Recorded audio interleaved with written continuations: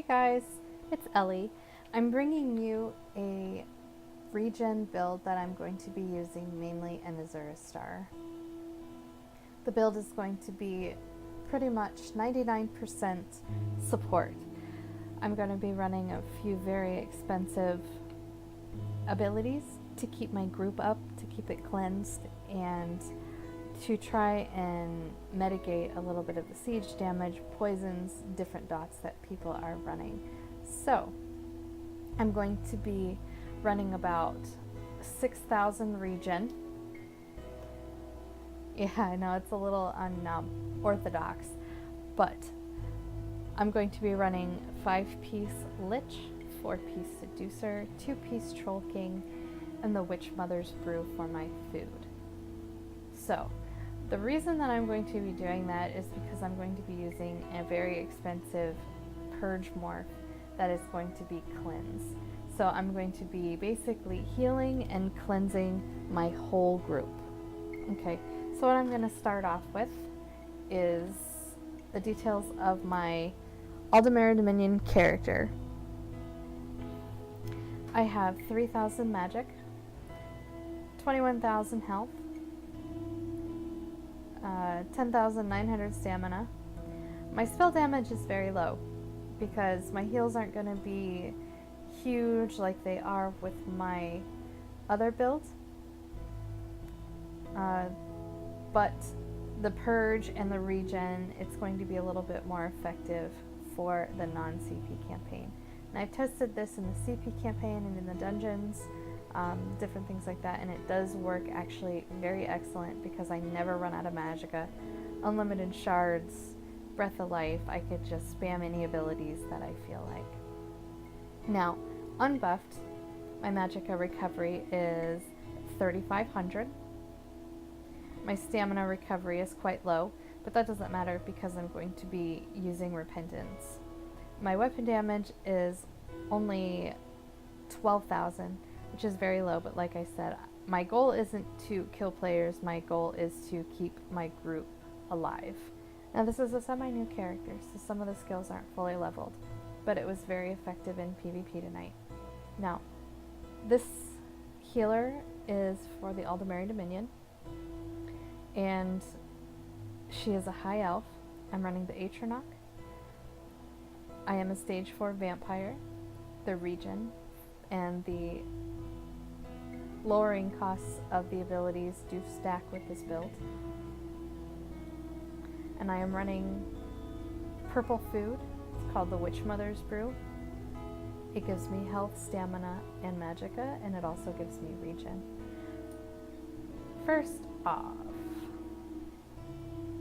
I am using 2 staves, a Destro and a Resto. And the reason for that, not only do high elves get bonuses for running staves, but this one, I give myself a shield. Like I said, I'm running a non-CP campaign, so the little bit of shield does help when it procs every 5 seconds. It's like applying a small shield without even thinking about it. My Resto, I do have the restoring magicka glyph just because we are going for the regen. I'm running 5-piece Lich, 3-piece Seducer, 2 Troll King. The Troll King, I have a sturdy helmet, it's heavy. I am undaunted, so I should be getting some bonuses, but I do run a heavy chest. I have 2 heavy pieces, 1 medium, and the rest light. I have 2 divines, 1 sturdy, and the rest are in pen. Now I do have blue Lich jewelry, simply because I was running the dungeon solo and I didn't know if this build was going to be something that I was going to like or not. I didn't want to spend the time to try and farm a veteran dungeon or try and purchase really expensive purple jewelry that is unbound in the guild store. So it works fine for now, and if I decide that I'm going to keep this for the long run, I will upgrade this to purple and I will be re-enchanting it, of course, with the max enchant. Now,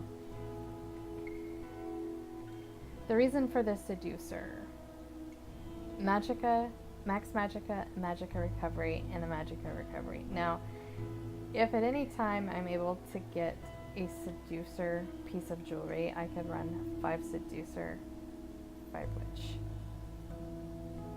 If I did dual wield, sword and board, you can mix and match this any way that you feel like, whatever you're comfortable with. Now, let's go ahead and see if we can get this to proc. You have to get below 33% Magicka for your Lich to proc. And if you see, it's still really hard to do that now without it. Okay, the Lich just procced. So, 5,213 Magicka recovery. I have never found myself running out of Magicka in PvP tonight, nor did I run out in the dungeons that I was helping friends farm.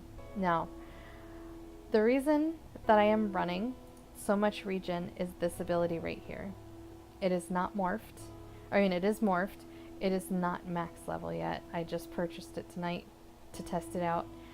The cleanse removes harmful effects so that my group does not have to synergize my purify. Yes, the Templar purify is still better when it comes to removing effects, but when you're on the move and you're trying to be mobile, not everybody has time to synergize. So I decided to run this, and it does cost almost 6,000 Magicka. I can hit it almost 7 times before my Magicka gets very low, but then by the time I swap my bars, I am almost all the way back to full Magicka. So I never actually really run out. Now, I am running Destructive Reach, Weakness to Elements. I'm going to be morphing that. And I am running Invigorating Drain and Elusive Mist. Now, once my Destro weapon is fully maxed out, I'm going to be running the Elemental Storms, and I'm going to be running Eye of the Storm. The reason this isn't maxed out is because I was lazy and I put this character on the back burner for quite some time. But I'm quite enjoying her and running in the no CP campaign with this build, so I'm going to have to get on the ball and max this out. On my front bar, or on my back bar, I am running Breath of Life, Healing Springs, Puncturing Sweeps, just so that I can defend myself, help my sustain if I am caught alone and I'm waiting for my group. I am running Repentance and Luminous Shards. Luminous Shards because you cannot purge, or you cannot block this.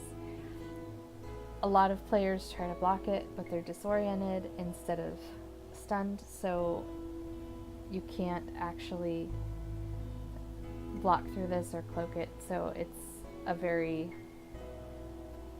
powerful ability in my opinion. Plus I run with a lot of Magicka users, so when they pick these shards up, not only are they getting stamina, they're also getting Magicka. And I'm running Barrier.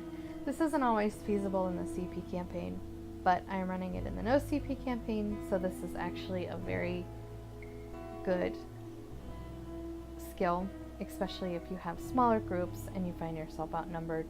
This gives you a chance to regen, even though you're really not going to need a whole lot of it in this build, but it'll allow you to put on your weakness to elements, it'll allow you to do your flame reaches, it'll allow you to do some other things, multitask, while your party is still being healed. Now I am running the Reviving Barrier. This one also is not maxed out. It will be soon. But this doesn't just ward allies, it actually heals allies for 21,000. And when you're in the no CP campaign, there's not a whole lot of players that have over 20,000 health. And even if they're over 20,000, that's a lot of healing. So not only getting healing from the Healing Springs, Breath of Life, my Repentance, my Barrier, my Cleanse, they're also getting healing from the Troll King, which if the person is taking a lot of damage and all this isn't helping, their barrier is gone or they didn't get it and they're still below 60% health, they're going to increase their health recovery by almost 1500 regen, and that's quite a bit.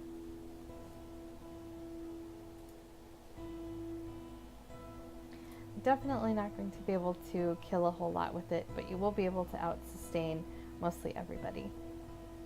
I hope you enjoyed, and